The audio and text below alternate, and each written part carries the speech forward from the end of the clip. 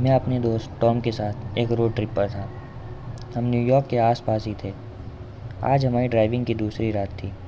हमने सुनसान जंगल से होकर जाने वाला कच्चा रास्ता चुना, क्योंकि हाईवे के शोर शराबे से हम परेशान और थक चुके थे।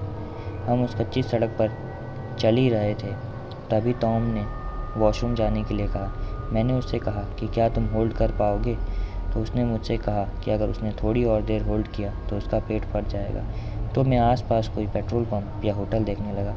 थोड़ी दूर चलकर मुझे दूर झाड़ियों से आती एक रोशनी दिखाई दी। जब हम उस रोशनी के पास गए, ये एक 7-Eleven होटल था।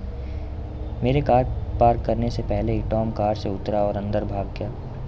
वहाँ पर टॉम का वेट करते हुए मैंने रियलाइज़ किया कि मैं भूखा हूँ।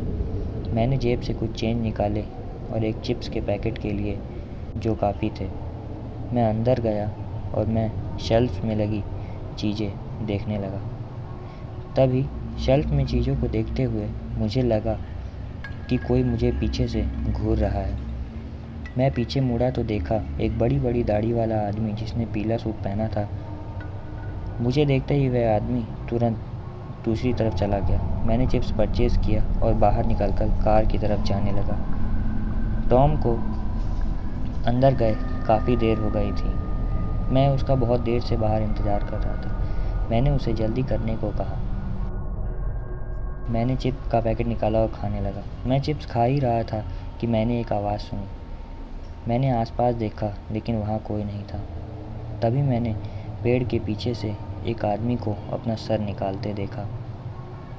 उसका चेहरा गंदा और उस पे बहुत धब्बे थे। उसकी आंखें बहुत चमकदार थीं। हम कुछ देर तक एक दूसरे को घूरते रहे। तभी उसने कहा, यहाँ आओ, मैं तुम्हें कुछ दिखाना चाहता हूँ। मैं तुरंत कार में बैठा और सारे गेट लॉक कर लिए। मैं टॉम को मैसेज करके बताया कि बाहर एक खतरनाक आदमी है। टॉम ने कहा, रुको, मैं आ रहा हूँ। थोड़ी देर बाद टॉम आया और कार में बैठ गया।